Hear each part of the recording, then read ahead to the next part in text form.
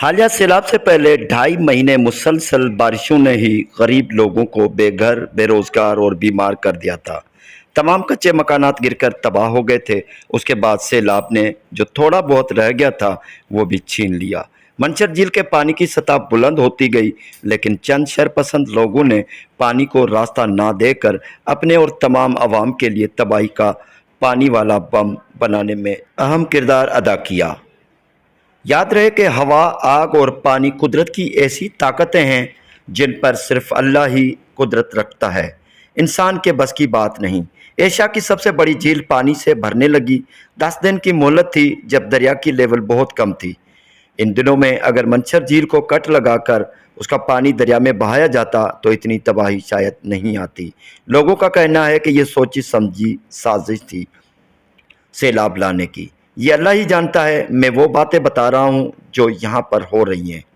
3 اور 4 ستمبر کی درمیانی رات کو سیون شریف کی نگری کو ڈوبنے کا بہت زیادہ خطرہ تھا۔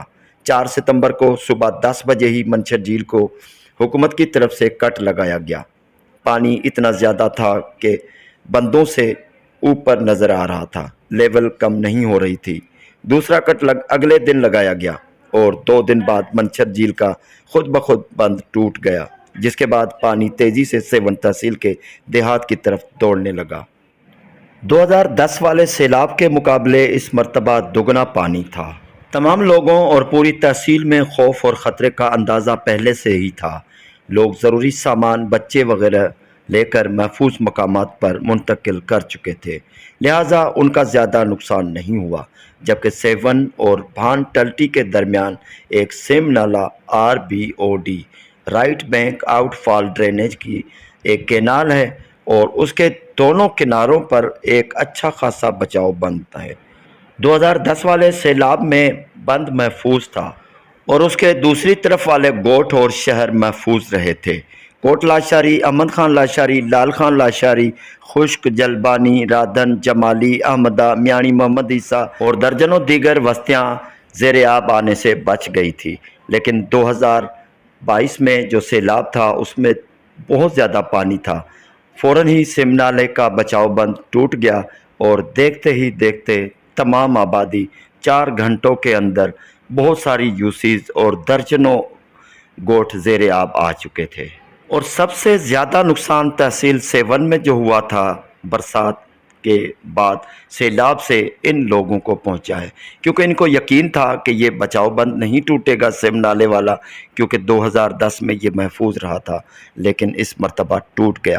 اور سب سے بڑی جو بات ہے کہ ایسے بھی لوگ تھے یہاں پر جو بالکل جن کا بہت بڑا گھرانہ تھا، مال مویشی بھی بہت زیادہ تھے اور کمبائن فیملیاں تھیں جن کو نکلنا بہت دشواری کا سامنا کرنا پڑ رہا تھا۔ اور ایسے بھی لوگ تھے جن کے پاس کرایہ بھی نہیں تھا، تھوڑا بہت کرایہ تھا بھی صحیح، تو کرائے والوں نے جو جہاں پر 2000 لینے تھے وہاں پر انہوں نے 10-12 ہزار ریٹ رکھ لیا۔ تو لوگوں کے پاس اتنا خرچہ نہیں تھا۔ اگر کسی کے پاس 4 گاڑیوں کا سامان ہے تو یعنی اس کو 50,000 دینا پڑ رہا تھا، تو ان کے پاس 50,000 نہیں تھا۔ اسی وجہ سے وہ لوگ بس بے یار و مددگار رہے، اللہ کے آسرے پر رہے، اللہ کے بھروسے پر رہے۔ لیکن جو پانی تھا وہ سر سے اونچا تھا، بہت زیادہ پانی تھا۔ اچانک ہی جو گھروں میں آ گیا، پھر تو بچوں کی چیخیں تھی۔ رات کو پانی اچانک آ کر بچاؤ بند شام کو ٹوٹا اور پوری رات میں پورے ایریا کو اپنے لپیٹ میں لے لیا۔ بہت قیامت خیز منظر تھا۔ جو گاڑیاں تھیں بالکل نہ ملنے کے برابر تھی اور جو پہلے نکل گئے وہ فائدے میں رہے۔ لوگوں کے مال و اسباب بہہ گئے، مال مویشی بہہ گئے، زندہ جانور بہہ گئے۔ جان بچا کر، اپنے بچے لے کر، ان کی زندگیاں بچا کر فوراً ہی نکلے۔ کئی لوگوں کے اناج بہہ گئے، بھوسے بہہ گئے، تمام جتنے بھی سامان تھے وہ سب کے سب رہ گئے۔ صرف اپنا سر بچا کر، اپنی جان بچا کر، زندگی بچا کر، بچے بچا کر نکلے اور وہ بچاؤ بند پر پہنچے۔ بڑی قیامت والی رات تھی اور یہ رات تھی 8 ستمبر کی۔ 8 ستمبر کو تقریباً 5-6 بجے یہ بچاؤ بند ٹوٹا ہے۔ لوگ اسی आश्रय में थे, इसी उम्मीद में थे कि बचाव बंद मजबूत है। इसकी भी ये एक वजह है कि 12 सालों से इस बचाव बंद की मरम्मत कभी भी नहीं हुई। अगर मरम्मत थोड़ी बहुत होती तो ये भी बचाव बंद पानी का कुछ ना कुछ जो प्रेशर था वो बर्दाश्त कर लेता और कुछ ना कुछ मोहलत बन जाती, लेकिन बचाव बंदों का कोई मरम्मत नहीं हुई थी। इसीलिए ये सारे के सारे रेत के एक ढेर बने हुए थे, जो थोड़े से पानी आने से प्रेशर से पानी टकराया तो जगह जगह से सुराख हो गए, मट्टी बह गई, रेत बह गई, पानी सीधा आबादी में घुस गया, जिसके नतीजे में करोड़ों रुपए के पूरी ज़िंदगी लोगों की बदल गई। सब कुछ बह गया, ख़त्म हो गया। रातों रात सैकड़ों फैमिलियाँ सेवन शरीफ में पहुंच गई।